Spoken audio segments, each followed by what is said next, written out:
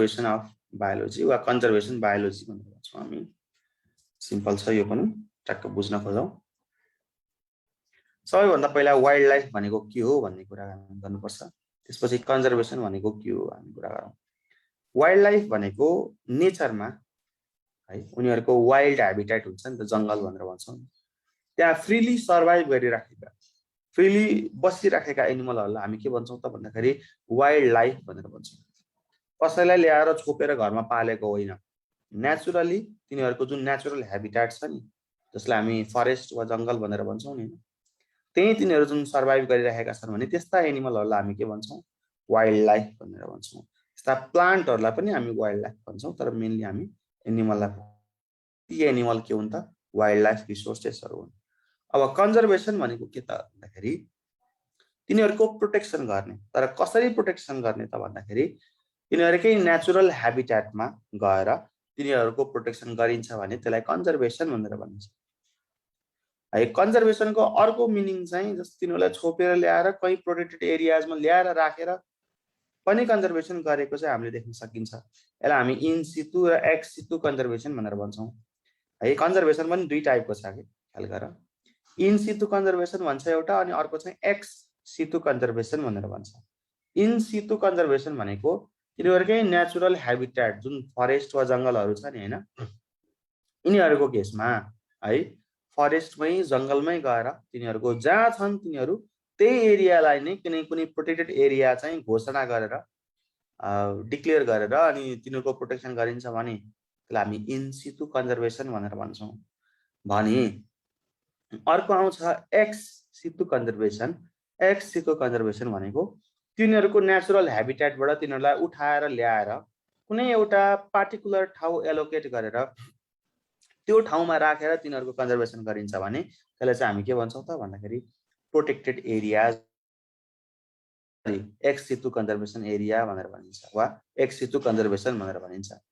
X सितु कन्जर्भेसनमा example के आउँछ त, जू है। जू भनेको तिनीहरूको नेचुरल ह्याबिटेट होइन नि है, त्यही पनि ती एनिमलहरूलाई उठाएर ल्याएर जूमा ल्याएर राखिन्छ अनि त्यसपछि त्यहाँ चाहिँ तिनीहरूको कन्जर्भेसन गरिन्छ भनेपछि त्यो कस्तो टाइपको कन्जर्भेसन रहेछ त, एक्स सितु कन्जर्भेसन रहेछ है त। Okay good. ओके अब हामी डिस्कस गरौँ importance of wild life conservation होइन, वा वाइल्ड लाइफ रिसोर्सेस भने पनि हो। वाइल्ड लाइफ रिसोर्सेसको केमा छ त इम्पोर्टेन्स? सबैभन्दा पहिला यसको के आउँछ त, मेडिकल भ्याल्यु भनेर आउँछ है, त्यसको बारेमा हामी डिस्कस गरौँला। यसको मेडिकल भ्याल्यु कुरा गर्छौँ हामी, वा मेडिसिनल भ्याल्यु भन्दा पनि हुन्छ यसलाई हामी। यसको मेडिसिनल भ्याल्यु के छ त भन्दा डिफ्रेन्ट वाइल्ड लाइफ रिसोर्सेसहरूलाई हामी केमा युज गर्न सक्छौँ त भन्दा मेडिसिनको रूपमा युज गर्न सक्छौँ क्या। जस्तो यहाँ मैले प्लान्ट्सहरूको इक्जाम्पल दिएको छु, हेर त, सर्पगन्धा, जटामसी, पाँच औले, रोडोडेन्ड्रन, यार्सा गुम्बा, यी सबै केमा युज हुन्छ नि त भन्दाखेरि मेडिसिनल भ्यालु छ यिनीहरूको, in the form of medicine हामी युज गर्छौँ। अब यो मात्रै होइन कि, यो त प्लान्टको इक्जाम्पल भयो। अब एनिमलको इक्जाम्पल दिउँ न त। एनिमलहरूको मेडिसिनल भ्यालु तिमीहरू मध्ये कसैलाई थाहा छ कुन चाहिँ एनिमलको कुन चाहिँ पार्ट युज हुन्छ?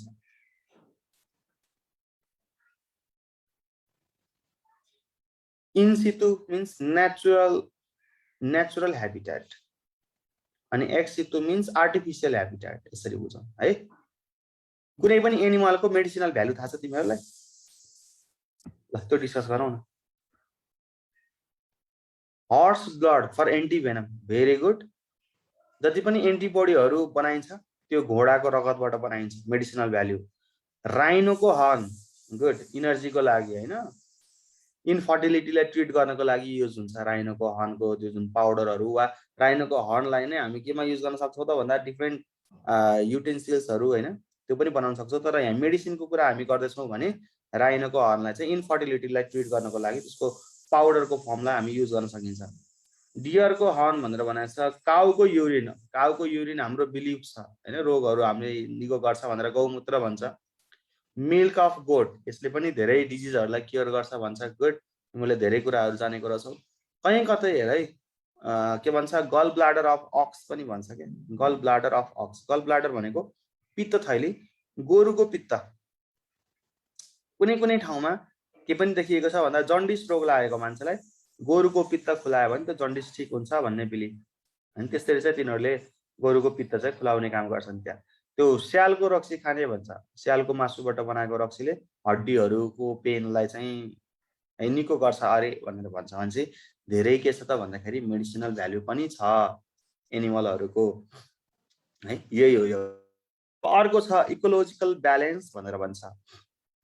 इकोलोजिकल ब्यालेन्समा के आउँछ त भन्दाखेरि कुनै एउटा पार्टिकुलर एनिमलको के होला त इम्पोर्टेन्स भनेर हामी सोच्छौँ नि हैन, तर खासै इम्पोर्टेन्ट छैन होला। यो नभए पनि त इन्भाइरोमेन्ट इकोसिस्टम त चलेकै छ भन्ने हाम्रो सोचाइ होला।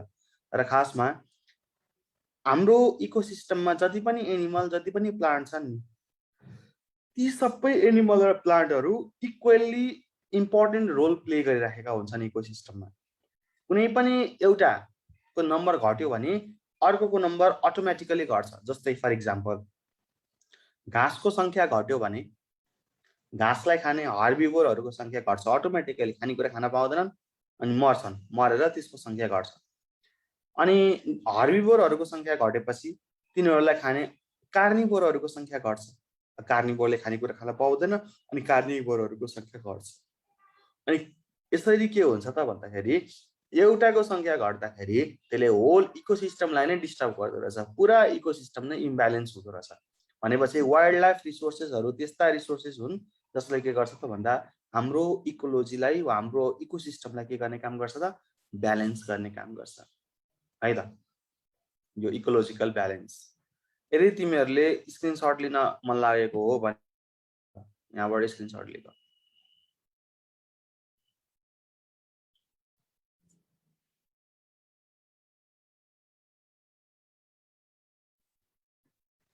भयो भने डन भनेर ले।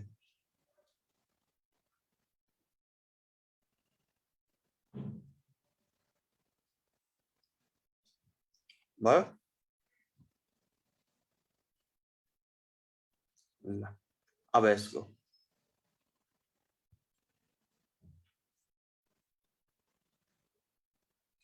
इकोसिस्टम भनेको डिफ्रेन्ट प्लान्ट्सहरू एनिमल्सहरू मिलेर बनेको एउटा फ्यामिली के होल ग्रुपलाई हामी के भन्छौँ इकोसिस्टम भनेर भन्छौँ। अबायोटिक बायोटिक सबै कम्पोनेन्टहरू हुनेलाई हामी त्यसलाई हामी के भन्यौँ त इकोसिस्टम भनेर भन्छौँ। ल अगाडि आऊ। इकोनोमिक भ्याल्यु भनेर भन्छ। इकोनोमिक भ्याल्यु भनेको कसरी हामीले वाइल्ड लाइफ रिसोर्सेसलाई युज गरेर पैसा कमाउन सकिन्छ। अब हेर है, इकोनोमिक भ्याल्युमा के आउँछ त भन्दाखेरि डिफ्रेन्ट वाइल्ड लाइफ रिसोर्सेसहरूलाई वा तिनीहरूको बडी वा तिनीहरूको बडीको पार्टलाई युज गरेर केही प्रोडक्टहरू बनाएर हामीले सेल गरेर पनि त्यहाँबाट पैसा कमाउन सकिन्छ। यो इलिगल भए पनि है इन्टरनेसनल ट्रेड भन्छ नि है, विदेशमा गएर एनिमलहरूलाई बेच्दिने, एनिमलको पार्टहरूलाई बेच्दिने। जस्तै राइनोको हर्न, एलिफेन्टको टक्स है, यो टाइगरको चाहिँ स्किन, अनि इभन टाइगरको न्याभल, त्यहाँबाट के भन्छ सेन्ट पर्फ्युम इन्डस्ट्रीहरू चाहिँ रन हुन्छ नि। भनेपछि यिनीहरूलाई इलिगली बेचेर पनि हामी के गर्न सक्दो रहेछौँ त भन्दाखेरि फाइनेन्स चाहिँ जेनेरेट गर्न सक्दो रहेछौँ है, आफ्नो चाहिँ इकोनोमिक स्ट्याटस चाहिँ बढाउन सक्दो रहेछौँ। त्यो चाहिँ इलिगल भयो भने लिगल कसरी त हामीले पैसा कमाउन सक्छौँ त भन्दाखेरि यी एनिमलहरूलाई कुनै एउटा पार्टिकुलर ठाउँमा राखेर त्यहाँ भिजिट गर्न आउने मान्छेलाई टिकट सिस्टम पनि हामी गर्न सक्छौँ नि। जस्तै जूको केसमा हेर न, जूभित्र जानको लागि हामीले टिकट काट्नुपर्ने हुन्छ नि त, त्यहाँबाट पनि एक किसिमको पैसा त हामीले कमाउन सक्यौँ नि त। इकोनोमिक भ्याल्यु भनेको त्यसमा आउँछ है, पैसा कमाउने हो वाइल्ड लाइफ रिसोर्सेसहरूलाई युज गरेर। टुरिज्म इन्डस्ट्री बढाउन सकिन्छ है, लिगल वे पनि छन् इकोनोमिक बढाउने, इलिगल वे पनि छन् है। हामीले चाहिँ लिगल वेलाई फोकस गर्नु पर्यो, इलिगल वेलाई चाहिँ फोकस गर्नु भएन। अर्को साइन्टिफिक भ्याल्यु भनेर भन्छ। साइन्टिफिक भ्याल्यु भनेको साइन्टिफिक रिसर्चहरू क्या। धेरै जसो रिसर्चहरू केमा हुन जरुरी छ त भन्दाखेरि वाइल्ड लाइफ रिसोर्सेसमै हुन जरुरी छ। किनकि अब हामीहरूलाई के रोग लागेको छ भन्ने कुरा त हाम्रो टक्क डक्टरहरूले थाहा पाइहाल्नुहुन्छ। हामी हस्पिटल जान्छौँ, अब हामीले पालेको एनिमलहरूको केसमा पनि भेटनरी हस्पिटलहरू हुन्छन्, भेटनरी डक्टरहरूले आएर उहाँहरूले केयर गरिराख्नु भएको हुन्छ। तर वाइल्ड ह्याबिटेटमा भएका एनिमलहरूलाई कुन चाहिँ डक्टरले गएर त्यहाँ उपचार गर्ने त्यो पोसिबल छैन। त्यसले गर्दा वाइल्ड एनिमलहरू डिफ्रेन्ट टाइपको डिजिज लागेर मरिराखेका छन्। अब साइन्टिफिक रिसर्चहरू गर्दाखेरि यो एनिमलको स्टुलमा मैले यो प्यारासाइटको एक देखेँ, यो प्यारासाइटलाई देखेँ, धेरै देखेँ या कम देखेँ, यसले यसरी असर गरिराखेको रहेछ भनेर यदि हामीले रिसर्च गरेर पत्ता लगायौँ भने त्यहाँबाट पनि के हुनसक्छ त भन्दाखेरि यिनीहरूको प्रोटेक्सनको लागि केही स्ट्राटेजिजहरू चाहिँ डेभलप गर्न सकिन्छ। यिनीहरूको कन्जर्भेसनको लागि केही स्ट्राटेजिजहरू हामीले डेभलप गर्न सक्छौँ है। अर्को छ सर्भाइभल भ्याल्यु भनेर भन्छ। सर्भाइभल भ्याल्यु भनेको यिनीहरूलाई खाएर हामी बाँच्ने होइन, यिनीहरूलाई खाएर हामी बाँच्ने हो भने त यसलाई हामी फुड भ्याल्यु नै भनेर भन्थ्यौँ होइन। सर्भाइभल भ्याल्यु भनेको how they have been surviving भन्ने कुरा हो है, फ्रम पास्ट इयर्स। यिनीहरूको जुन इभोल्युसन भएको छ नि त, कति प्लान्टहरू एक्सटिङ्क्ट पनि भएर गएका छन्, कति एनिमलहरू एक्सटिङ्क्ट भएर गएका छन् अनि ती एनिमलहरू ती प्लान्टहरू पहिला कसरी सर्भाइभ गरेका थिए र अहिलेसम्म आइपुग्दाखेरि तिनीहरू कसरी सर्भाइभ गरिरहेका छन्, यिनीहरूको इभोल्युसन कसरी हुँदै गएको छ, यसको बारेमा स्टडी गर्नलाई हामी के भन्छौँ त भन्दाखेरि सर्भाइभल भ्याल्यु भनेर भन्छौँ। Survival value. अर्को आउँछ जेनेटिक भ्याल्यु। जेनेटिक भ्याल्युमा हामी के युज गर्छौँ त एउटा वर्ड जिन ब्याङ्क भनेर भन्छौँ। जिन ब्याङ्क। ब्याङ्क भनेको एउटा के हो त भन्दाखेरि कलेक्सन अफ जिन के, कलेक्सन अफ जिन, जहाँबाट हामीले पछिबाट यस्तो टाइपको यस्तो भेराइटीको एनिमल बनाउँछु भनेर डिजिज रेजिस्टेन्ट भेराइटीको एनिमल बनाउन चाह्यौँ भने त्यो जिन ब्याङ्कबाट हामीले चाहिएको बेलामा जिनलाई निकालेर ल्याएर हामीले युज गर्न सक्छौँ है। ब्रिडिङ स्पोटहरू पनि टन्नै हुन्छन्। चितवन नेसनल पार्कमा पनि छ है, एलिफेन्टलाई ब्रिड गराउने ठाउँ छ त्यहाँ है। के गर्छ भन्दाखेरि स्ट्रङ मत्ता हात्तीको टक्कै स्पर्म कलेक्ट गरेर ल्याएर त्यहाँ पालेका जुन फिमेल एलिफेन्टहरू हुन्छन्, ढोई भनेर भन्छौँ, तिनीहरूलाई पनि ब्रिड गराइन्छ ताकि वाइल्ड भेराइटीको जुन वाइल्ड नेचर छ नि, त्यो स्ट्रेन्थ, त्यो रेजिस्टेन्स पावर डिजिजसँग त्यो चाहिँ त्यो बच्चामा पनि डेभलप गर्न सकियोस्। त्यो कलेक्ट गरेर राख्नेलाई हामी भन्छौँ जिन ब्याङ्क। जेनरली अब ब्याङ्क भनेपछि त्यो मूल्य कुरा बुझ्छौँ नि त, ब्याङ्कमा हामीले के गर्छौँ त पैसा लगाएर डिपोजिट गर्छौँ, चाहिएको बेलामा निकाल्छौँ। तर यहाँ जिन ब्याङ्क भनेको त्यस्तो ठाउँ जसमा जिनलाई लगाएर स्टोर गरेर राख्छौँ, चाहिएको बेलामा त्यो जिनलाई हामी युज गर्न सक्छौँ, त्यो भनेको चाहिँ जिन ब्याङ्क भयो है। यसरी चाहिँ हामीले डिजिज रेजिस्टेन्ट भेराइटी र स्ट्रङ भेराइटीको एनिमलहरू चाहिँ बनाउन सक्छौँ है। ल त्यो भयो। ल यसको स्क्रिनसट लिने हो भने स्क्रिनसट लिएको भयो भने डन भन्नु।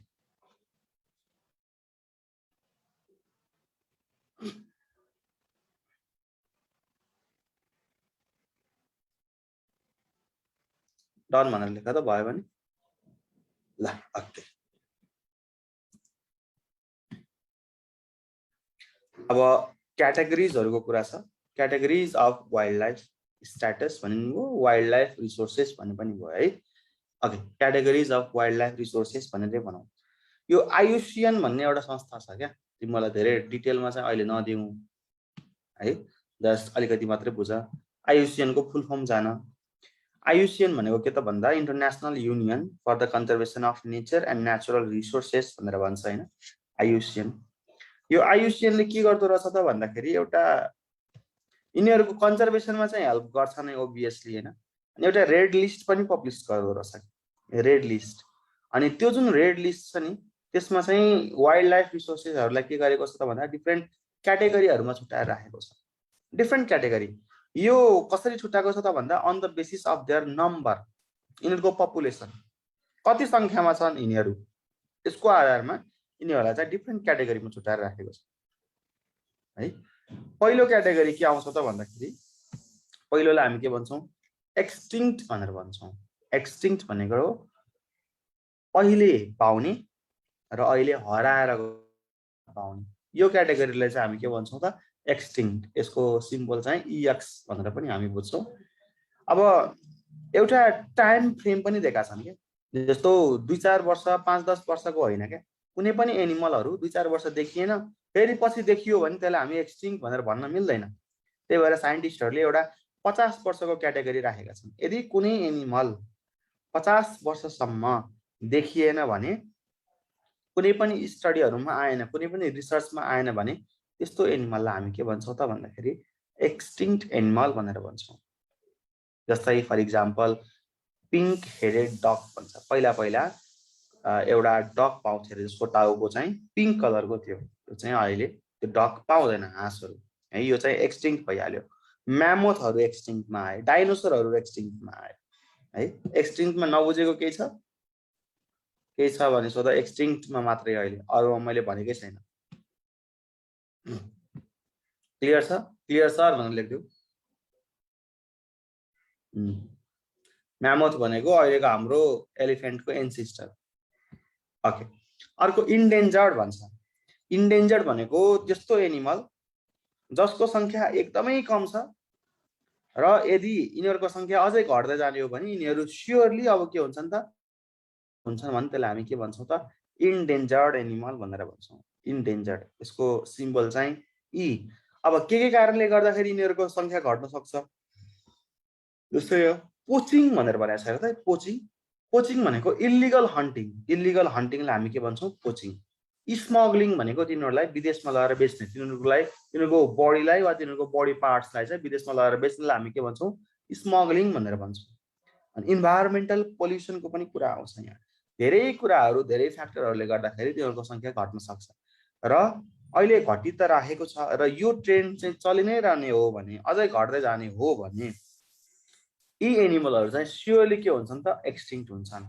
अनि त्यसलाई हामी के भन्छौँ त भन्दाखेरि इन्डेन्जर्ड एनिमल भनेर भन्छौँ। जस्तै फर इक्जाम्पल इन्डेन्जर्डमा के आयो, वान हर्न राइनोसिरस, एक सिङे गैँडा, बेङ्गल टाइगर, यिनीहरू चाहिँ केमा छन् त भन्दाखेरि इन्डेन्जर्डमा छन् है। ल क्लियर? यो पनि क्लियर भयो भने क्लियर सर भन, अनि स्क्रिनसट पनि लेख, अनि डन सर भनेर लेख। त्यसपछि हामी अगाडि जान्छौँ। तिमीहरूले पिडिएफ सरसँग माग है। ओके, अब थर्डमा के छ त भन्दाखेरि भल्नरेबल भनेर छ। भल्नरेबल भनेको इन्डेन्जर्ड भन्दा अलि धेरै यसको संख्या है, इन्डेन्जर्ड भन्दा अलि धेरै। अब यसको संख्या घट्यो भने चाहिँ यी भल्नरेबलहरू अब इन्डेन्जर्डमा जान्छन्। यो क्याटेगोरी हो क्या, सब हुँदै नभएको एक्सटिङ्क्ट, एकदमै कम भएको इन्डेन्जर्ड, त्योभन्दा हल्का धेरै भएको भल्नरेबल, हल्का धेरै भएको रियर, हुँदै हुँदै हुँदै हुँदै यसरी चाहिँ छुट्टाएको छ क्या, ख्याल गर्नु। भनेपछि अब भल्नरेबल के हुनसक्छ, इन्डेन्जर्ड हुनसक्छ, अनि इन्डेन्जर्ड चाहिँ एक्सटिङ्क्ट हुन्छ, यसरी कुरा बुझ है। भनेपछि यिनीहरूको संख्या इन्डेन्जर्ड भन्दा अलिकति धेरै छ, which are in the state of endangered. र यही अहिलेको करेन्ट सिचुएसनहरू जस्तै हेर न, पोचिङ, स्मग्लिङ, इन्भाइरोमेन्टल पोल्युसन भयो भने छिट्टै चाहिँ के हुन्छन् त भन्दा यी भल्नरेबल एनिमलहरू के हुन्छ त भन्दा इन्डेन्जर्डमा कन्भर्ट हुन्छ, अनि इन्डेन्जर्ड पछिबाट गएर एक्सटिङ्क्ट हुन्छ है। यो चाहिँ भल्नरेबल हो। जस्तै रेड पान्डा, ब्ल्याक बक, यिनीहरू चाहिँ भल्नरेबलमा। टाइगर के हो, टाइगर इन्डेन्जर्ड हो। हेर न, बेङ्गल टाइगर भनेर अगाडि आइसकेको छ त, हेर त बेङ्गल टाइगर अगाडि आइसकेको छ, इन्डेन्जर्डमा आयो। ओके, अब यसपछि छ रेयर है। अब रेयर भनेको भल्नरेबल भन्दा अलिकति धेरै। अब छिट्टै यिनीहरू के हुन सक्छ त, भल्नरेबल हुन सक्छ। यदि यिनीहरूको संख्या घट्दै घट्दै जाने हो भने चाहिँ भल्नरेबल हुन सक्छ, अनि यसलाई हामी रेयर भनेर भन्छौँ। के कारणले गर्दा, पोचिङ, स्मग्लिङ, इन्भाइरोमेन्टल पोल्युसन, यो चाहिँ अब यिनीहरू भल्नरेबल हुन सके, भल्नरेबलहरू इन्डेन्जर्ड हुन सके, इन्डेन्जर्डहरू एक्सटिङ्क्ट हुन सके, यसरी हो है कुरा बुझ। जस्तै यहाँ रेड पान्डाकै कुरा आएको छ, ब्ल्याक बककै कुरा आएको छ। अब यिनीहरूको संख्या कहिले काहीँ घटबड हुन्छ कि, कहिले घट्छ कहिले बढ्छ, कहिले घट्छ कहिले बढ्छ। त्यही भएर घटबडले गर्दाखेरि पनि के हुनसक्छ भन्दा यो क्याटेगोरी पनि चेन्ज हुनसक्छ, ख्याल गर।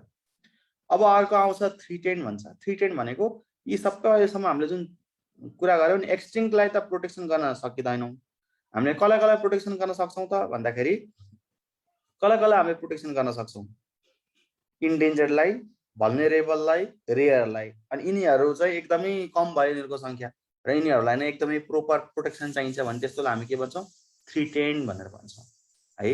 थ्रिटेन, थ्रिटेन भन्ने जुन क्याटेगोरी छ नि, थ्रिटेनले सबैलाई अक्युपाई गर्छ। रेयर पनि त्यसमा आउँछ, भल्नरेबल पनि त्यसमा आउँछ, इन्डेन्जर्ड पनि त्यसमा आउँछ। भनेपछि यिनीहरू के त भन्दाखेरि यिनीहरू के त, यिनीहरूलाई के चाहिँदो रहेछ त, प्रोपर प्रोटेक्सन चाहिँदो रहेछ भने यो चाहिँ के भयो त, थ्रिटेनमा आयो है। अब अर्को छ लास्टमा यसरी, यो 5 पछि फेरि 4 भएछ है, यसलाई 6 बनाऊ है। अब यो 6, त्योभन्दा अगाडि स्ट्याटस भन्दा पनि रिसोर्सेस, मैले हिजो बनाएको हो क्या यो, त्यही भएर अलिकति टेक्निकल प्रब्लम। ओके, ल अब यहाँ के भन्छ त, इन्टरमिडिएट भनेको कस्तो टाइपको त, यसलाई हामी आईले पनि डिनोट गर्छौँ। त्यस्ता एनिमलहरू जसको चाहिँ प्रोपरली स्टडी भएकै छैन है, प्रोपरली स्टडी केही पनि भएको छैन।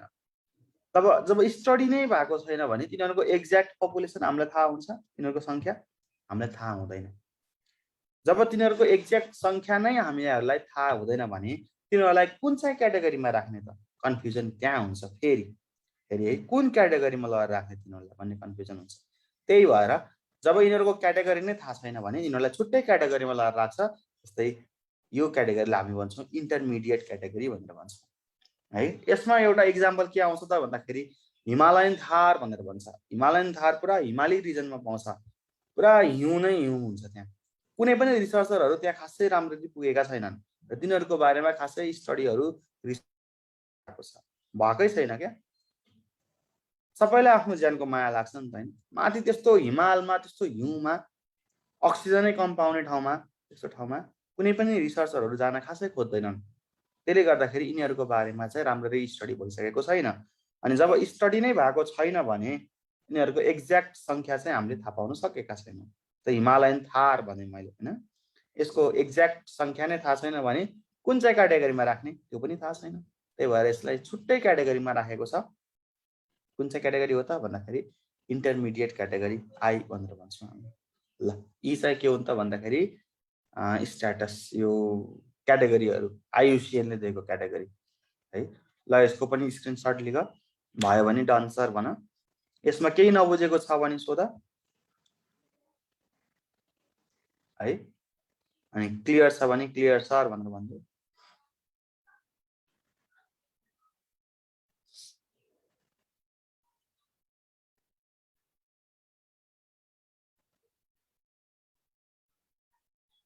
क्लियर सर, ल ठिक छ।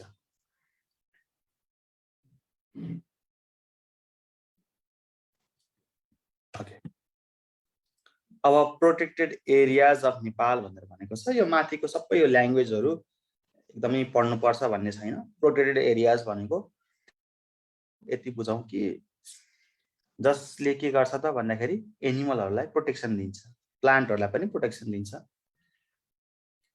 यो प्रोटेक्टेड एरिया चाहिँ कन्जर्भेसन एरियाकै अन्तर्गतमा आउँछ, मतलब सबै कन्जर्भेसन गर्ने हो। इन सितु र एक्स सितु भन्ने कुराहरू, यहाँ चाहिँ हामी इन सितु कन्जर्भेसनको बारेमा कुरा गर्छौँ हैन। प्रोटेक्टेड एरियाजको लागि नेपालमा के कुराहरू छुट्याइएको छ भन्दा नेसनल पार्क है, नेसनल पार्क बनाएको छ एउटा। अर्को वाइल्ड लाइफ रिजर्भ भन्छ, अर्को हन्टिङ रिजर्भ पनि भन्छ, कन्जर्भेसन एरिया भन्छ, रामसार साइट्सहरू भनेर भन्छौँ है। नेपालीमा रामसार साइट्सलाई सिमसार साइट भनेर भन्छ। भनेपछि यी सबै कुराहरू जति पनि एरियाहरू छन् यिनीहरू के हुन् त भन्दाखेरि प्रोटेक्टेड एरियाजहरू। सबैभन्दा पहिला के आउँछ त नेसनल पार्क। नेपालीमा हामी यसलाई के भन्छौँ, राष्ट्रिय निकुञ्ज भनेर भन्छौँ है। नेसनल पार्क भयो। त्यो नेसनल पार्क भनेको कस्तो ठाउँ त अब बुझ है। नेसनल पार्क भनेको त्यस्तो ठाउँ हो जहाँ चाहिँ कुनै पनि इन्डिभिजुअल व्यक्ति भिजिट गर्न पाउँछ, मजाले पाउँछ। तिमीहरू कुनै पनि नेसनल पार्कभित्र छिर्न नपाउने भन्ने छ त छैन। तर नेसनल पार्कले तोकेको पार्टिकुलर साइट है, नेसनल पार्कले तोकेको साइट यो एरियामा घुम्नु छ है तपाईँहरूले भनेर चाहिँ त्यहाँ एलोकेट गरेको हुन्छ। त्यो एरिया भित्रभित्र नेसनल पार्क भित्रै चाहिँ जान अलिकति गाह्रो छ। यदि भित्रै जाने हो भने त्यत्तिकै हिँडेर वा आफ्नो भेहिकलमा जान पाइएन कि जिप सफारी, एलिफेन्ट सफारी भनेर हुन्छ नि हैन, त्यो सफारीहरू गएर चाहिँ अलिकति भित्री एरियाहरूतिर चाहिँ पुग्न पाइयो। तर त्यहाँ पनि रुल्स र रेगुलेसन्सहरू छन् ख्याल गर है। नेसनल पार्कमा कस्तो रुल छ त भन्दा जो कोही पनि जान पाउँछ टिकट काटेर, तर आफूसँग पेट एनिमल लान पाउँदैन। पेट एनिमल भनेको कुकुर, कुकुरलाई लान किन पाइँदैन? किनकि कुकुरको काम भनेकै भुक्ने हो। त्यहाँ नयाँ कुनै एनिमल देख्यो भने त्यसलाई भुक्दियो। अब त्यहाँ नेसनल पार्कभित्र हामीले भिजिट गर्दाखेरि नेसनल पार्कको पिसलाई चाहिँ हामीले मेन्टेन गर्नुपर्छ क्या। पिस, कुनै पनि त्यस्तो एक्टिभिटीहरू गर्न पाइँदैन जसले गर्दाखेरि नेसनल पार्कको पिस चाहिँ डिस्टर्ब होस्। किनकि त्यहाँ जुन वाइल्ड लाइफ एनिमलहरू छन् तिनीहरू तर्सिन्छन्। तिनीहरूले पिस पाएनन् भने तिनीहरू डराउने, थ्रिटेन हुने, जसले गर्दाखेरि तिनीहरूको सङ्ख्यामा कमी आउने, मर्ने त्यस्तो पनि हुन्छ क्या। अब एकदमै शान्त वातावरणमा बसिरहेको बेलामा एक्कासी आएर ढ्याङ र ढुङढुङ गरिदियो, आवाज आइदियो भने त्यसले गर्दाखेरि तिनीहरूको हेल्थलाई पनि असर गर्छ है। त्यही भएर पिसलाई मेन्टेन गर्नुपर्छ। त्यहाँ चाहिँ रेगुलेसन छन्, खानेकुराहरू लिएर जान पाइँदैन, यस्तो ऱ्यापर्सहरू लगाएर फाल्न पाइँदैन त्यहाँ, किनकि ऱ्यापर्स लगाएर त्यहाँ फालियो भने के हुन्छ, जङ्गली जनावरहरूको त स्मेलिङ पावर एकदमै हाई हुन्छ नि त, आएर त्यो खानेकुराको ऱ्यापरलाई खाइदिएलान् अरे, तिनीहरूको घाँटीमा चोकिङहरू होला अरे, अड्केला सास फेर्न नसकेर मर्लान् अरे। अनि त्यो पनि कुराहरू गर्न पाइएन। कुनै पनि एनिमललाई देख्यो त्यहाँ गएर जिस्कायो, ढुङ्गाले हान्यो, त्यो पनि गर्न पाइएन। कुनै पनि प्लान्ट्सहरू नयाँ देख्यो, फ्लावर देख्यो, हो म यसलाई उखालेर लान्छु घरमा लगाएर रोप्छु, त्यो पनि गर्न पाइएन। त्यहाँ पार्टी सार्टी गर्छु होइन, क्याम्पिङ गर्छु, पार्टी गर्छु, त्यो पार्टीको नतोकेको त्यो एरियामा त्यहाँ त्यो पनि गर्न पाइँदैन। नेसनल पार्कमा कुनै एरिया चाहिँ छुट्याएको हुन्छ कि त्यस्तो गर्नको लागि, रमाइलो गर्न पनि पाइन्छ। नेसनल पार्कभित्र गएर हामीले पिकनिक पनि रमाइलो पिकनिक खेल्न नि पाउँछौँ क्या, तर त्यो एरियालाई हामी के भन्छौँ, बफर जोन भनेर भन्छौँ। बफर जोन, बफर जोन भनेको सरकारले के गरेको हुन्छ, यो एरियामा चाहिँ एनिमलहरू खासै छैनन्, एनिमलहरू यो एरियामा आउँदैन, त्यही भएर यो एरियामा चाहिँ तपाईँले रमाइलो गर्न सक्नुहुन्छ है भनेर चाहिँ नेसनल पार्कभित्र गएर पनि पिकनिक गर्ने ठाउँहरू पनि हुन्छ। त्यो ठाउँमा चाहिँ हामीले पिकनिक गर्न सक्छौँ, रमाइलो पनि गर्न सक्छौँ। तर यता चाहिँ नजानु होला है भनेको ठाउँमा चाहिँ जहाँ गएर त्यहाँ चाहिँ त्यस्तो गर्न पाइएन, त्यो नेसनल पार्क भयो। अहिलेसम्म नेपालमा चाहिँ 12वटा नेसनल पार्कहरू छ है। जस्तो हेर त, हल्का फुल्का इन्फर्मेसन मात्र दिएको छु मैले, धेरै दिएको छैन। चितवनले इस्टाब्लिस भएको रहेछ त भन्दाखेरि 1973। यसको एरिया 932 स्क्वायर किलोमिटर। अनि कहाँ पाउँछ त भन्दा subtropical inner Terai, lowland of south central Nepal भनेर भन्छ। बस 3वटा कुरा मैले राखिदिएको छु, इस्टाब्लिस डेट, एरिया अनि यसको लोकेसन, यति मात्रै राखिदिएको छु अहिले मैले यहाँ। बर्दिया नेसनल पार्क 1988 मा, योभन्दा अगाडि एकैछिन है, अब स्क्रिनसट पनि लेख्नु पर्ने छ कि तिमीहरूले, ल यसको स्क्रिनसट लेखिहाल अनि त्यसपछि अगाडि बढाउला ल, भयो भने डन सर भन्नु।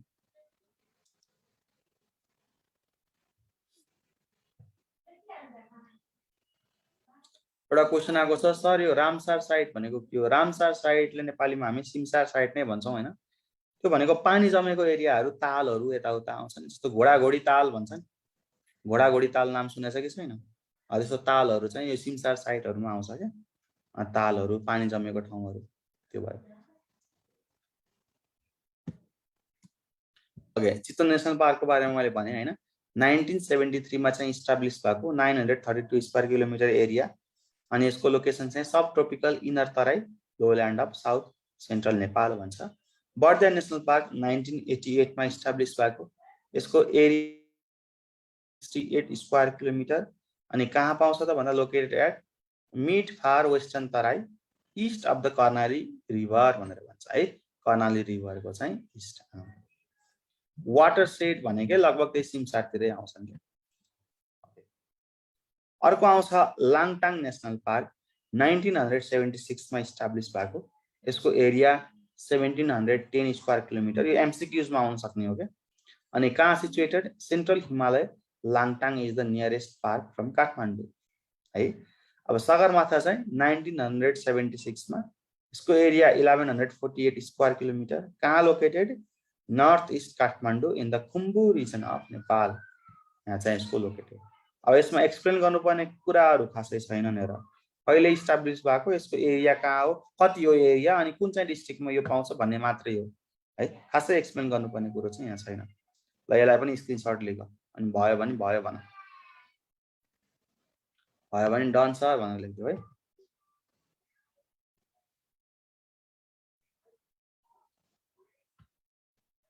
Okay good. ल त्यसपछि हामी अगाडि बढौँ है। यहाँ के भनेको छ अर्को, रारा नेसनल पार्क, हेर त 1976 मा, यसको एरिया 106 स्क्वायर किलोमिटर, कहाँ लोकेटेड रहेछ त? नर्थ वेस्ट नेपाल भनेर भन्छ, मुगु डिस्ट्रिक्टतिर हैन। सेफ फोक्सुन्डो नेसनल पार्क 1984 मा इस्टाब्लिस भएको, यसको एरिया 3555 स्क्वायर किलोमिटर, कहाँ त भन्दाखेरि यो कहाँ पाउँछ? Mountain region of western Nepal covering parts of Dolpa and Mugu districts, यो चाहिँ सेफ फोक्सुन्डो नेसनल पार्क, त्यहाँ पाउने भयो। है। त्यसपछि खप्तर नेसनल पार्क भन्छ 1984 मा इस्टाब्लिश भएको। यसको एरिया 255 स्क्वायर किलोमिटर। कहाँ पाउँछ त भन्दा mid mountain region of far western Nepal, त्यहाँ पाउँदो रहेछ। यो लोकेटेड त्यहाँ छ। मकालु बरुन नेसनल पार्क है, अब एन्ड कन्जर्भेसन एरिया भनेर भनेको छ। कन्जर्भेसन एरिया भन्दा नि यो मकालु बरुन नेसनल पार्क भनेर राख्दिउँ है त। ल मकालु बरुन नेसनल पार्क यो कहिले इस्टाब्लिश भएको त 1992 मा है। यसको चाहिँ एरिया कति त भन्दा 2330 स्क्वायर किलोमिटर। अनि कहाँ सिचुएटेड सङ्खुवा सभा भनेर भन्छ। ल यो पनि स्क्रिनशट लिग भयो भने डन सर भन।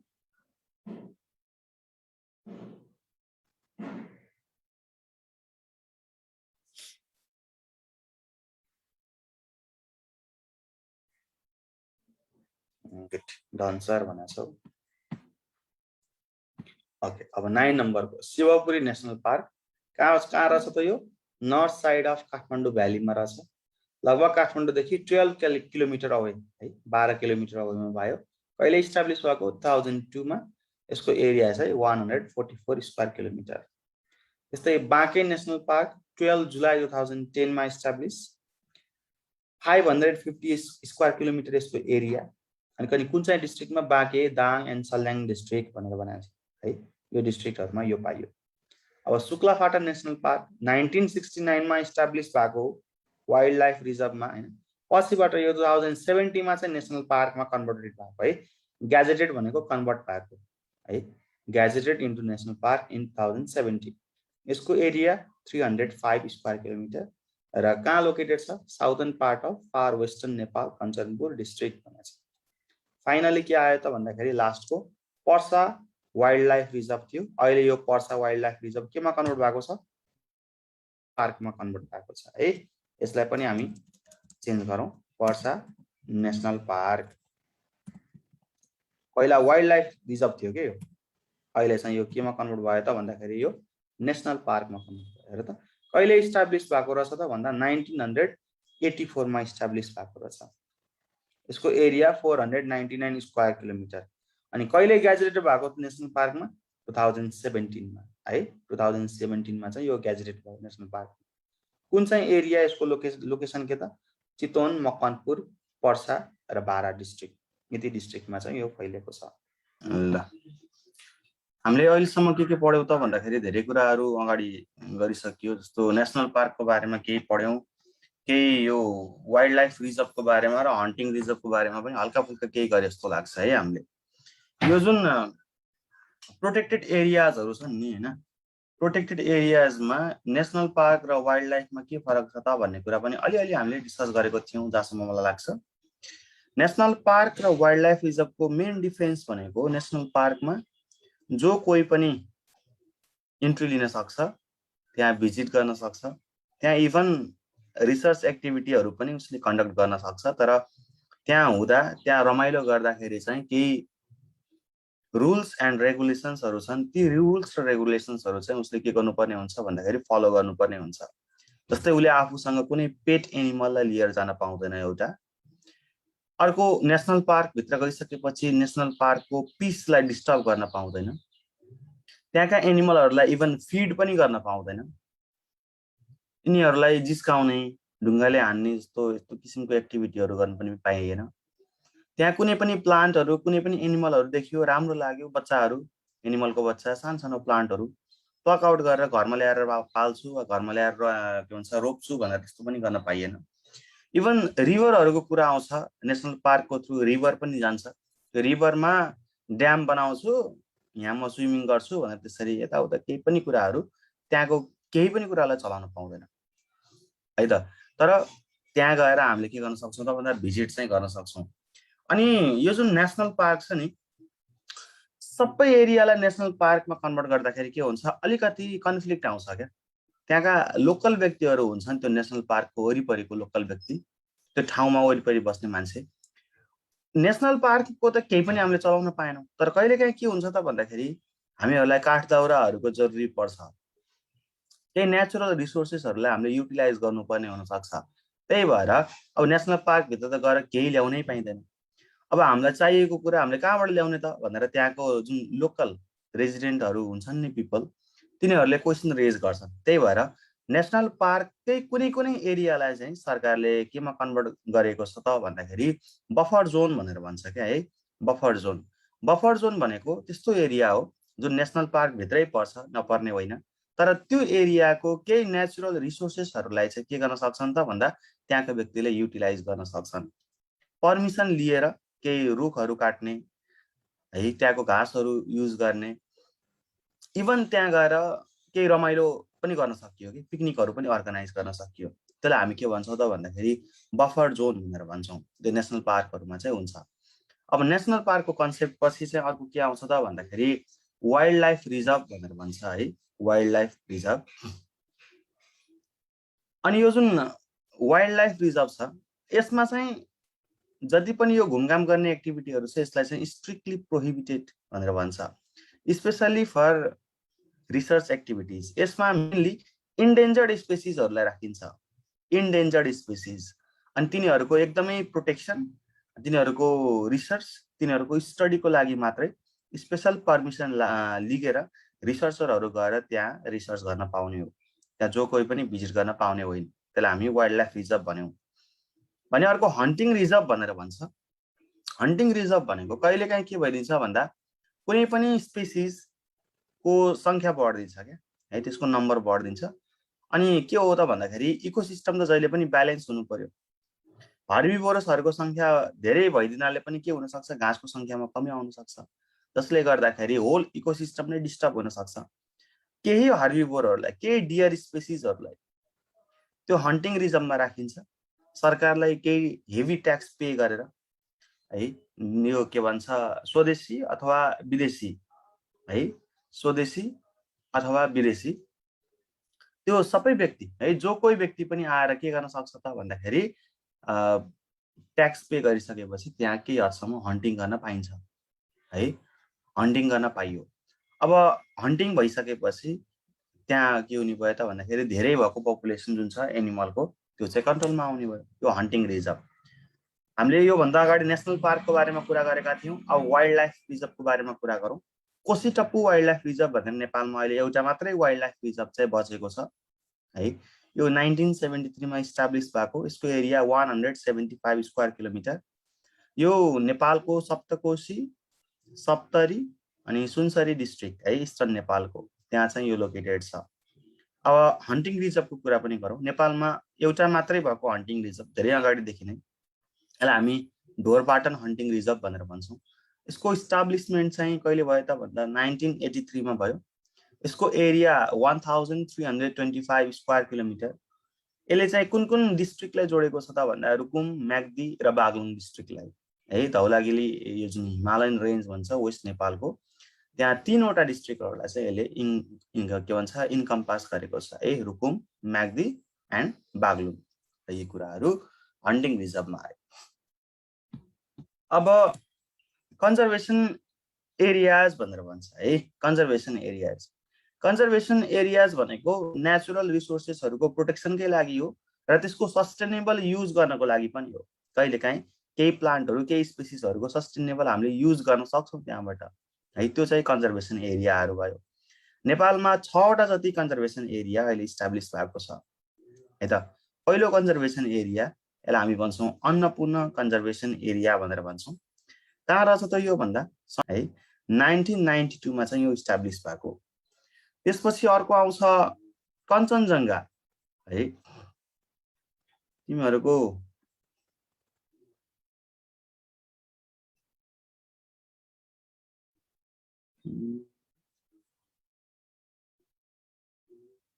एकैछिन है।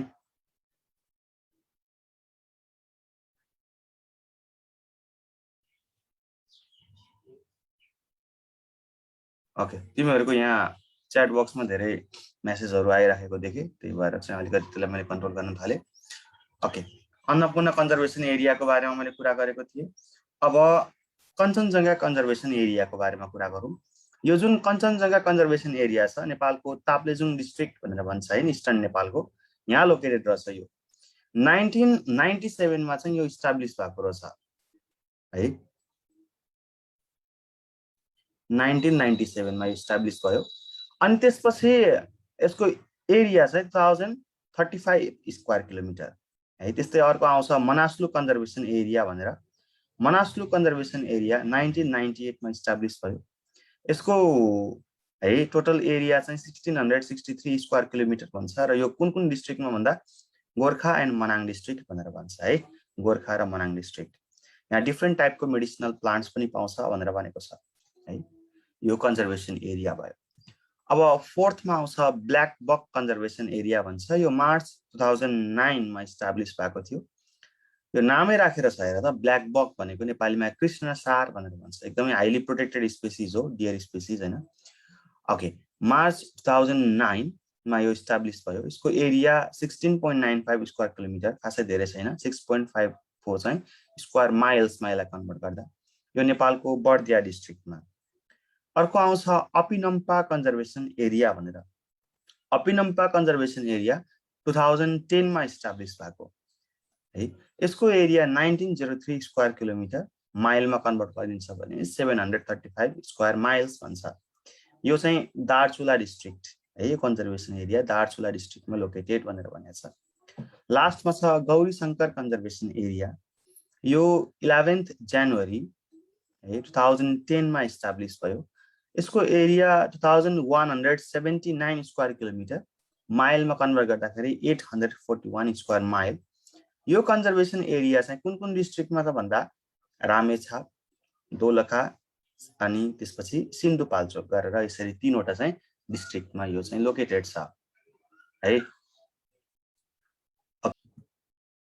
अब यसपछि चाहिँ वाइल्ड लाइफ रिसोर्सेसहरुको किन हुन्छ त एक्सटिंक्सन है वाइ द एक्सटिंक्ट भन्ने कुरा ल है त अगाडि कन्टिन्यू गरे मैले causes of extinction of wildlife भनेर भन्छ है यो वाइल्ड लाइफ रिसोर्सेसहरुको एक्सटिंक्सन चाहिँ केले गर्दा हुन्छ है के कारणले गर्दा हुन्छ धेरै छन् रिजनहरु यो भन्दा अगाडि पनि हामीले कुरा गर्यौं है यो यस्तो केही फर्मुलाहरु पनि गराएर हामीले पढ्न सक्छौं त्यो फर्मुला आफै पनि बनाऊ है सबैभन्दा पहिलो पोइन्ट के छ त भन्दाखेरि हैबिटेट डिस्ट्रक्सन भनेर भन्छ जस्तो हाम्रो यो घर भयो नि हैन यदि घर नै रहँदैन भने हामी कहाँ जाने हामी कहाँ बस्ने हैन कतातिर सर्भाइभ गर्ने जस्तो यिनीहरुको हैबिटेट भनेको के हो त भन्दाखेरि फरेस्ट वाइल्ड लाइफ जति पनि छन् है तिनीहरुको हैबिटेट भनेकै फरेस्ट हो अब हाम्रो के भइराखेको छ भन्दा डे बाइ डे पपुलेसन चाहिँ इन्क्रिज हुँदै गएको छ अब इन्क्रिजिङ पपुलेसनलाई के चाहिएको छ त भन्दाखेरि ल्यान्डको डिमान्ड छ अब ल्यान्ड चाहिँ कन्फाइन्ड छ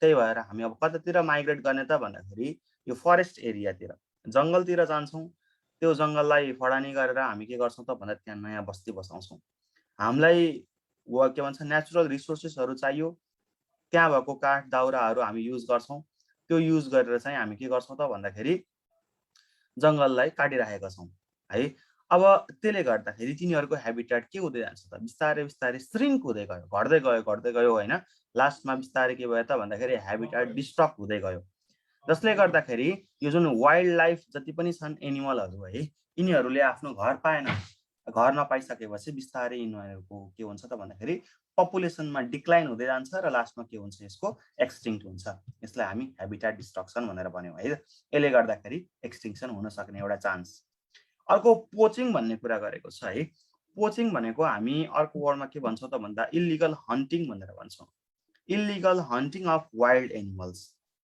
obviously कुनै पनि एनिमलको हन्टिङ फ्रिक्वेन्टली हुँदै जान्छ भने तिनीहरुको संख्यामा के आउँदै जान्छ त भन्दाखेरि कमी आउँदै जान्छ यो चाहिँ नर्मल कुरा भयो है अब सरकारले चाहिँ सबै स्पेसिसलाई प्रोटेक्ट गरेको छ है लगभग almost all species in Nepal they are highly protected है तिनीहरु एकदमै प्रोटेक्टेड छन् अब त्यस्तो केसमा सरकारलाई थाहा नदिकन इल्लिगल्ली है कुनै पनि एनिमलहरुलाई हामीले मार्छौं भने यो अनि यसको यो जुन ट्रेन्ड छ मार्ने ट्रेन्ड यसलाई कन्टिन्यू गर्दै जान्छौं भने यिनीहरुको संख्यामा कमी आउनु भनेको के हो त भन्दाखेरि स्वाभाविकै हो अब अर्को आउँछ इन्भाइरोमेन्टल पोल्युसन भनेर भन्छ है इन्भाइरोमेन्टल पोल्युसन चार टाइपको हुन्छ थाहा भयो तिमीहरुलाई है ल्यान्ड पोल्युसन भन्छ वाटर पोल्युसन भन्छ नोइज भन्छ हैन अनि त्यसपछि एयर पोल्युसनको कुरा आउँछ हामीलाई मात्र होइन है। यो जुन जति पनि वाइल्ड लाइफ छन् नि यिनीहरूलाई पनि इन्भाइरोमेन्टल पोल्युसनले उत्तिकै असर गरेको थियो।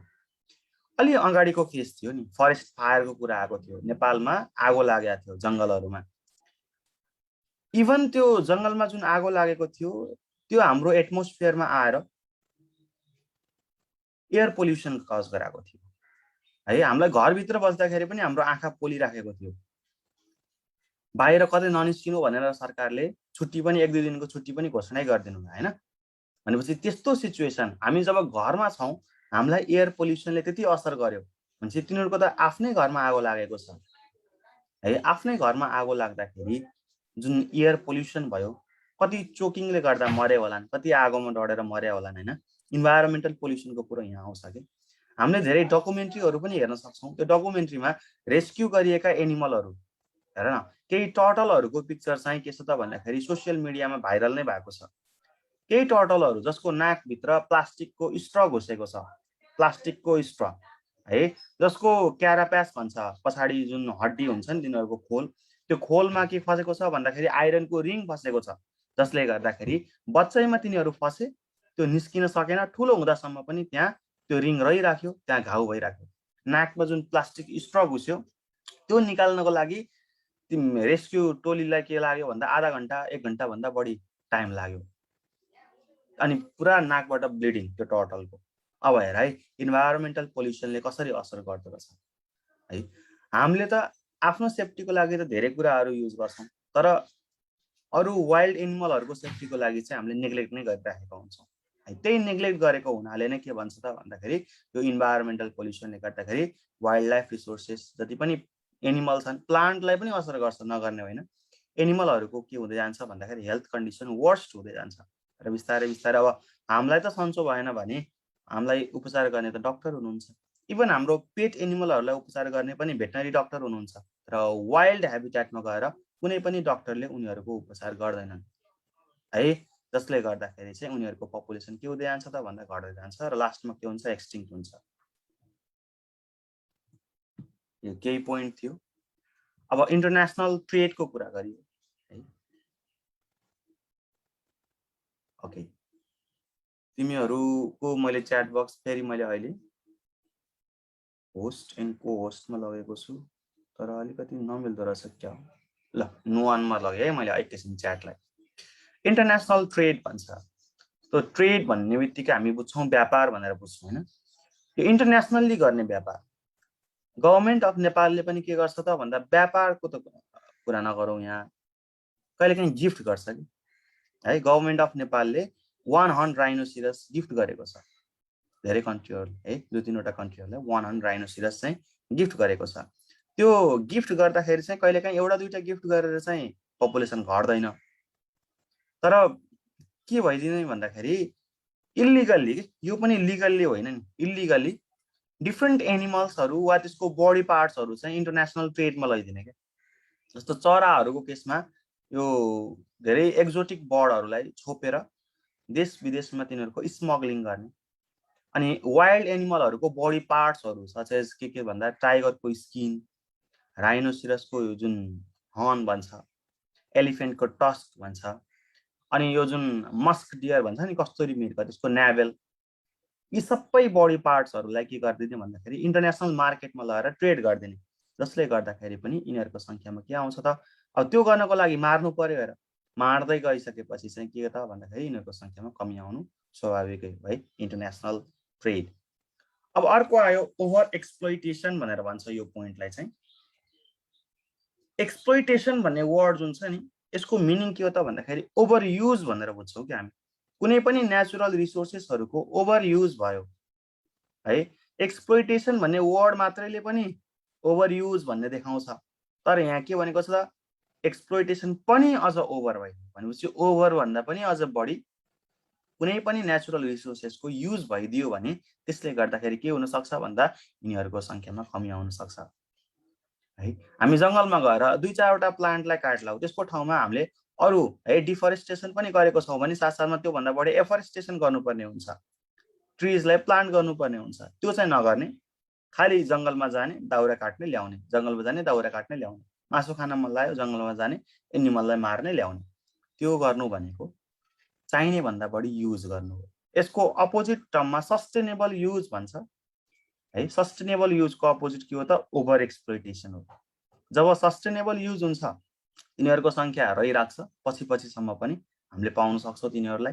तर ओभर एक्सप्लोइटेसन हुन्छ भने छिट्टै नै तिनीहरूको संख्यामा कमी आउँछ र तिनीहरू एक्सटिङ्क्ट हुन्छन्, हराएर जान्छन् है। यिनीहरू नै के थिए त भन्दा केही पोइन्ट थिए जसले के एक्सप्लेन गर्छ त? सम कजेस हैन, जसले गर्दाखेरि वाइल्ड लाइफ रिसोर्सेसहरूको के भइराखेको छ त भन्दाखेरि एक्सटिङ्क्सन भइराखेको छ है। ल यो भयो ओभर एक्सप्लोइटेसनको कन्सेप्ट आयो यहाँ। अब conservation of wildlife resources भन्छ, यो चाहिँ स्ट्राटेजिज हो, some strategies for the conservation of wildlife resources. यदि हामीले के कुराहरू गऱ्यौँ भने वाइल्ड लाइफ रिसोर्सेसहरूको चाहिँ कन्जर्भेसन हुन्छ भन्ने कुरा, सबैभन्दा पहिला स्टडी अफ ह्याबिट्याट भनेर भन्छ है त। स्टडी अफ ह्याबिट्याटले के डिनोट गर्छ त भन्दाखेरि, जस्तो तिमीहरूको बारेमा केही आइडिया पाउन मन लाग्यो हैन, केही इन्फर्मेसन पाउन मन लाग्यो भने सबैभन्दा पहिला हामीले के को बारेमा इन्फर्मेसन निकाल्नुपर्छ? तिमीहरूको घरको बारेमा, तिमीहरू कहाँ बस्छौ, कुन ठाउँमा बस्छौ, त्यो कुरा थाहा पाउन जरुरी छ। अब टाइगरको बारेमा कसैले स्टडी गर्छु भन्यो अरे, ल टाइगरको बारेमा स्टडी गर्छु, टाइगरको बारेमा स्टडी गर्छु भनेको लागि सगरमाथा नेसनल पार्कमा पुगेर टाइगर पाउँछ? पाउँदैन होला, ओभियसली पाउँदैन होला सगरमाथा नेसनल पार्कमा। ल मैले के भने यो रेड पाण्डाको बारेमा स्टडी गर्छु भने चितवन नेसनल पार्कमा गएर मैले रेड पाण्डा खोजेर पाउँछु? पाउँदिन। भनेपछि ह्याबिट्याटले फरक पार्छ। कुनै पनि स्पेसिसको प्रोटेक्सन गर्नको लागि सबैभन्दा पहिला ऊ कहाँ बस्छ, कहाँ पाउँछ, प्लस उसले के खान्छ भन्ने कुरा पनि हामीले के भन्छ के गर्नुपर्छ त भन्दाखेरि जानकारी लिनुपर्छ। जस्तो लाङटाङ नेसनल पार्कतिर जानु पर्यो हैन। जस्तो मैले के भने त भन्दाखेरि, ल रेड पाण्डाको बारेमा स्टडी गर्छु भने मैले म गएको कता? Langtang national park. ल लाङटाङ नेसनल पार्कमा छ रेड पाण्डा भन्ने मैले थाहा त पाएँ, तर सबै ठाउँमा त्यो नेसनल पार्क भरि खोजेर पनि मैले फेला पार्न गाह्रो हुन्छ नि त। त्यसको एउटा पार्टिकुलर ठाउँतिर हामी जानु पर्यो। भनेपछि यसको फिडिङ ह्याबिटको बारेमा पनि हामीले थाहा पाउनु पर्यो। रेड पाण्डाले के खान्छ त भन्दा ब्याम्बो सुटहरू खान्छ। भनेपछि जतातिर ब्याम्बो सुट बढी छ त्यतैतिर हामी जान्छौँ भने रेड पाण्डालाई हामीले भेला पार्न सक्छौँ हैन। भनेपछि यी वाइल्ड लाइफ एनिमलहरूलाई थाहा पाउने तरिका सबैभन्दा पहिला त्यसको बारेमा जानकारी हुनु पर्यो, अनि बल्ल यिनीहरूको प्रोटेक्सन हुन पोसिबल छ। अर्को के भन्छ? इम्प्रुभमेन्ट अफ ह्याबिट्याट भनेर भन्छ। जस्तो हामी जुन घरमा बस्छौँ नि हैन, त्यसलाई चाहिँ सफा चिटिक्क पारेर मिलाएर झाडु बढारेर हैन पोछो लगाएर हामीले कोही पाहुना आउँदाखेरि पनि वाउ भन्ने तालले राखिराखेको हुन्छौँ हाम्रो घरलाई चाहिँ। तर त्यही यो जुन जङ्गली जनावरहरू छ तिनीहरूको घर भनेको के हो त? त्यही रुख त हो नि हैन, रुख हो, घाँस हो, त्यही हो तिनीहरूको लागि वाउ है। तिनीहरूको जुन कन्डिसन छ ह्याबिट्याट कन्डिसन वर्स्ट हुँदै गयो भने तिनीहरूलाई के हुन्छ त भन्दाखेरि ओभियसली डिफ्रेन्ट टाइप अफ डिजिजेसहरू लाग्न सक्ने चान्स हुन्छ। जस्तो हुन त म कुनै पनि अथोरिटीलाई केही ब्लेम गर्न चाहिनँ, तर म एकचोटि चाहिँ जू भिजिटमा गएको थिएँ है, जावलाखेलमा। त्यहाँ चाहिँ मैले आफूले पर्सनली के देखेँ त भन्दाखेरि डिफ्रेन्ट एनिमल्सहरू चाहिँ अलिकति तिनीहरूको हेल्थ कन्डिसन ठिक लागेन, मलाई चाहिँ लागेन है। म कुनै पनि अथोरिटीलाई चाहिँ यहाँ ब्लेम गर्न चाहिनँ। मलाई चाहिँ एनिमलहरूको अलिकति हेल्थ कन्डिसन त्यतिखेर ठिक लागेन, अलिक घाउ भइराखेको छ है। राइनोको बडीमा पनि हेरेको थिएँ मैले, 4-5 ठाउँमा चोटपटक लागेको थियो, रगत त्यहाँबाट आइराखेको थियो। इभन हायना थियो त्यतिखेर, हायना मरे जसरी ढलेको थियो, पुरा त्यो फ्लाइजहरू त्यसको वरिपरि घुमिराखेको थियो। फोहोर के ह्याबिट्याट पनि फोहोर। जति तिनीहरूको ह्याबिट्याट फोहोर हुन्छ तिनीहरूलाई चाहिँ रोग लाग्न सक्ने चान्स त्यति नै हाई हुन्छ।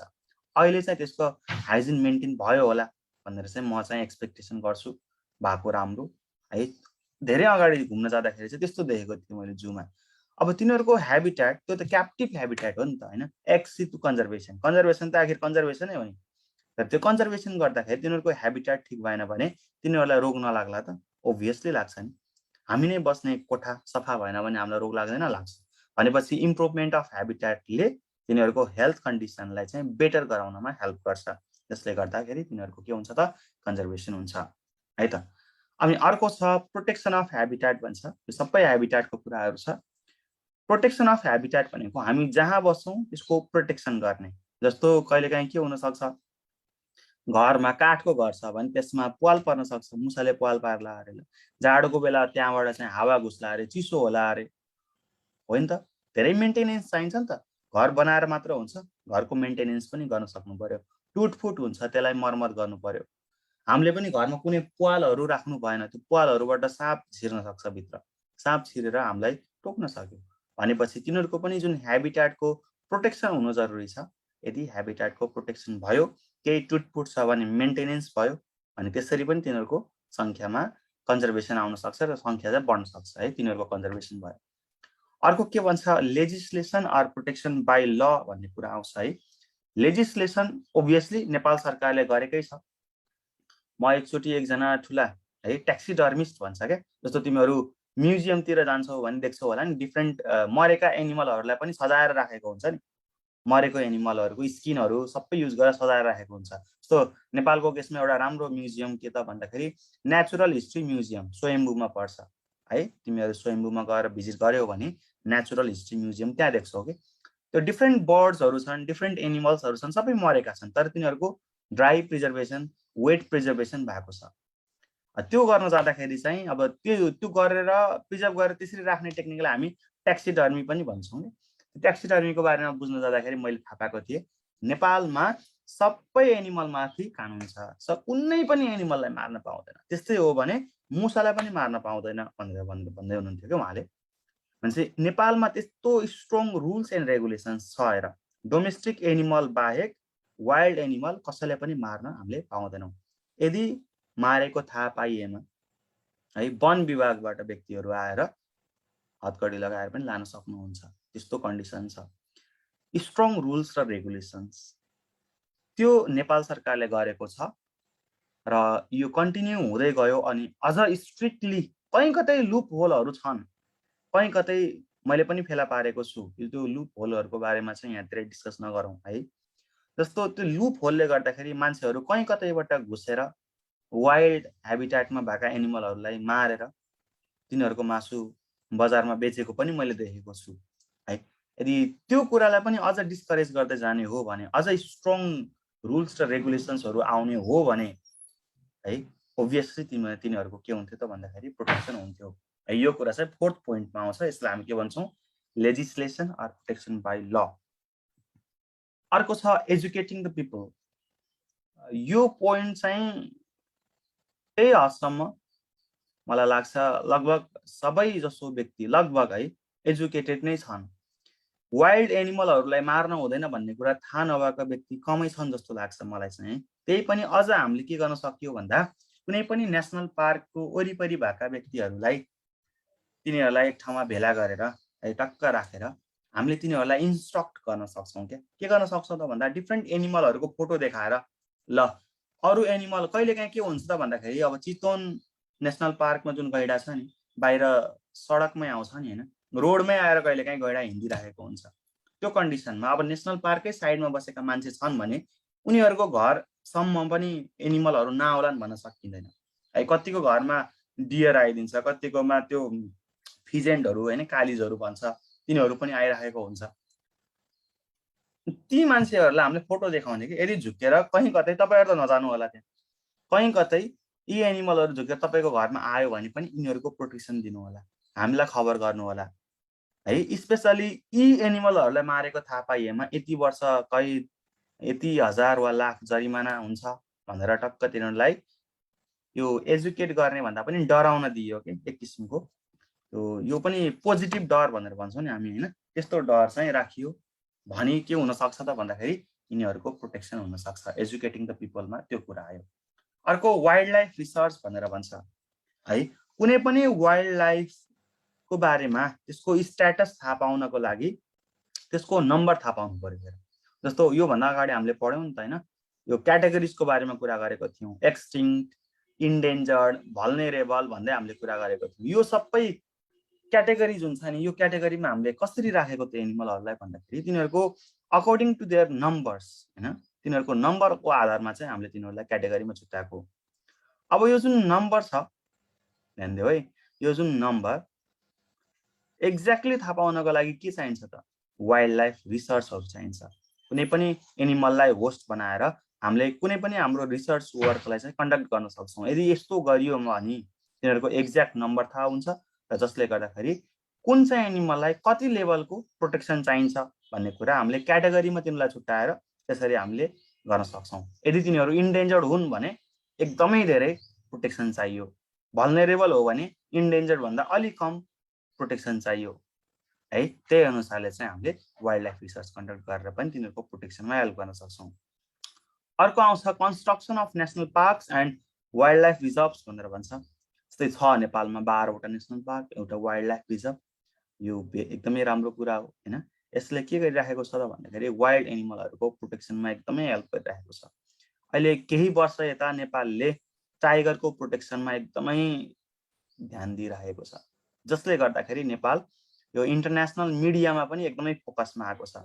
नेपालले 10 वर्षको अवधिमा टाइगरको पपुलेसनलाई डबल गराएको छ र अझै डबल गराउँदै जाने भन्ने चाहिँ नेपाल गभर्नमेन्टको पोलिसी छ हैन, एउटा एम नै राखेर र भएको पनि छ है। एकदमै स्ट्रिक्ट रुल र रेगुलेसन लगाएर हामीले टाइगरको पपुलेसनलाई डबल पारेकै छौँ, जसले गर्दाखेरि चाहिँ मिडियामा नेपालको बारेमा धेरै न्युजहरू पनि आएका थिए। खासै बासी न्युज होइन यो है, हालचालकै न्युज नै हो, हामीले थाहा पाउन सक्छौँ। यस्तो गरियो भने पनि वाइल्ड लाइफ रिसोर्सेसहरूको प्रोटेक्सन हुन्छ। अर्को आउँछ ब्यान अन हन्टिङ। अघि हामीले कुरा गऱ्यौँ पोचिङको कुरा गऱ्यौँ। पोचिङ भयो भने तिनीहरूको सङ्ख्या घट्छ। ओभियसली ब्यान अन हन्टिङ भनेको के त भन्दाखेरि तिनीहरूलाई इलिगली गएर मार्न नपाउने, यदि मार्ने नै हो भने पनि हन्टिङ रिजर्भमा राखेर केही पर्मिसन लिएर हैन त्यसरी चाहिँ हामीले मार्न सक्ने, त्यसलाई चाहिँ हामी के भन्छौँ त ब्यान अन हन्टिङ भनेर भन्छौँ है। त्यो भयो भने पनि यिनीहरूको सङ्ख्या बढ्ने भयो। लास्टमा के छ त भन्दा इन्टरनेसनल मल्टिलेटरल एग्रिमेन्ट भनेर भन्छ है। इन्टरनेसनल मल्टिलेटरल एग्रिमेन्ट भनेको कुनै पनि दुईटा वा त्योभन्दा बढी कन्ट्रीहरूको बिचमा भएको एग्रिमेन्ट हो। यो स्पेसली कुन चाहिँ एनिमलको केसमा लागू हुन सक्छ त भन्दाखेरि माइग्रेटरी स्पेसिस है। माइग्रेटरी स्पेसिसको बारेमा हामीले पढ्यौँ नि, के छन् त भन्दाखेरि धेरैभन्दा धेरै माइग्रेटरी बर्ड्सहरू छन्, धेरैभन्दा धेरै माइग्रेटरी फिसेसहरू छन्। सपोज अब है कुनै त्यस्तो माइग्रेटरी बर्ड है माइग्रेसन गरेर एउटा कन्ट्रीबाट अर्को कन्ट्रीमा सजिलै जान सक्छ, उसलाई त कुनै रोकटोक छैन। मान्छे भएको भए पासपोर्टको कुरा इस्यु आउँथ्यो, भिजाको इस्यु आउँथ्यो हैन। यी माइग्रेटरी बर्ड्स माइग्रेटरी फिसेसहरूलाई त न पासपोर्टको इस्यु न भिजाको इस्यु, मन लागेको तालले आफ्नै तालले मजाले उडेर वा स्विमिङ गरेर एउटा कन्ट्रीबाट अर्को कन्ट्रीमा पुग्छ तिनीहरू। अब सपोज कुनै कन्ट्रीमा त्यो जुन माइग्रेटरी स्पेसिस छ त्यसलाई प्रोटेक्सन दिएको छ, अब त्यो कन्ट्रीलाई छोडेर अर्को कन्ट्रीमा गयो, त्यो कन्ट्रीमा चाहिँ प्रोटेक्सन नदिएर त्यसलाई मारिदियो भने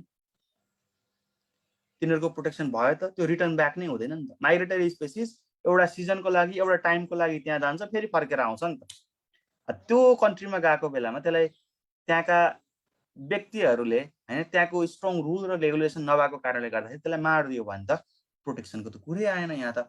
त्यही भएर जुन स्पेसिसलाई मैले आफ्नो कन्ट्रीमा प्रोटेक्सन दिएको छु त्यो स्पेसिस तिमीहरूको कन्ट्रीमा आउँछ भने त्यतिखेर प्रोटेक्सन दिनुपर्ने जिम्मा तिमीहरूको हो है भनेर नेपाल गभर्नमेन्टले पनि यसरी यो के गरेको छ त भन्दाखेरि मल्टिलेटरल एग्रिमेन्टहरू सेट गरेको छ, त्यसमा सिग्नेचर पनि गरेको छ। जसले गर्दाखेरि के भएको छ त भन्दाखेरि हाम्रो यहाँ नेपालका है स्पेसिसहरू पनि प्रोटेक्टेड भएका छन् र विदेशका स्पेसिस पनि प्रोटेक्टेड भएका छन्। एक्जोटिक है, इन्डिजिनस, इन्डेमिक भन्छ, धेरै वर्डहरू छन् है, प्रोटेक्सन भएको छ। यसलाई हामी इन्टरनेसनल मल्टिलेटरल एग्रिमेन्ट भन्छौँ। यी सबै कुराहरू भयो भने चाहिँ के हुन्छ त भन्दा फाइनली वाइल्ड लाइफ रिसोर्सेसहरूको चाहिँ प्रोटेक्सन हुन्छ। Practice questions. Question number 1, which of the following is renewable natural resource? रिन्युएबलको मिनिङ त बुझ्छौ होला हैन, पटक पटक त्यो रिन्यू हुन्छ, यो जुन कहिले पनि सकिदैन हैन। Renewable soil, water, forest, all of above. ल तिमीहरूको च्याट बक्स के भन्छ, सुरुमा सजिलोबाट सुरुवात गरेको छु, सबैलाई आउने वाला टाइपको है। ल फरेस्ट भनेर भनेको छौ, कोही कोहीले वाटर भनेको छौ, फरेस्ट पनि हो, वाटर पनि हो, सोइल पनि हो, अल अफ अबभ है, all of above. Question number 1 को क्वेसन नम्बर 1 को एन्सर चाहिँ के हो त, अल अफ अबभ है। अब question number 2, the species in danger of extinction in near future are called हैन। नियर फ्युचर चाहिँ अब यी स्पेसिसहरू एक्सटिङ्क्ट हुन सक्छन् भने त्यसलाई हामी के भन्ने त, इन्डेन्जर भन्ने कि भल्नरेबल भन्ने कि रेयर भन्ने कि एक्सटिंक्ट भन्ने? ओके, अब छिट्टै तिनीहरूको एक्सटिंक्सन हुन सक्छ भने त्यसलाई हामी के भन्छौँ त भन्दाखेरि इन्डेन्जर्ड भनेर भन्छौँ, इन्डेन्जर्ड। सो क्वेशन नम्बर 2 को एन्सर के हो त भन्दाखेरि अप्सन ए इन्डेन्जर्ड है। अब क्वेशन नम्बर 3 ड्याश है dot dot dot dot is extinct from Nepal है, नेपालबाट एक्सटिंक्ट भएको स्पेसिस रूप कमल, pink headed duck, imperial eagle, red panda.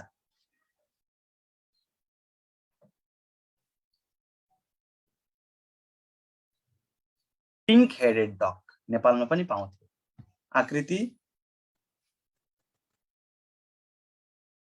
you have raised your hand, you can unmute now.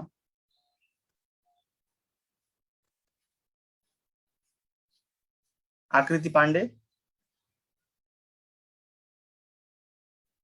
झुकेर हो जस्तो लाग्यो है, मैले लोअर गरिदिएँ ह्यान्ड। ल यसको क्वेशन नम्बर 3 को करेक्ट अप्सन चाहिँ के त भन्दाखेरि option number B pink headed duck. यसको बारेमा हामीले अगाडि कुरा गरिसकेको थियौं। Option number 4 latest national park of Nepal, तिमीले सोधेको थियो यो हैन, प्र्याक्टिस क्वेशनमा आउँछ, वेट गर भनेर भनेको थिएँ मैले। Question number 4 latest national park of Nepal is Banke national park, Parsa national park, Rara national park, Shivapuri national park.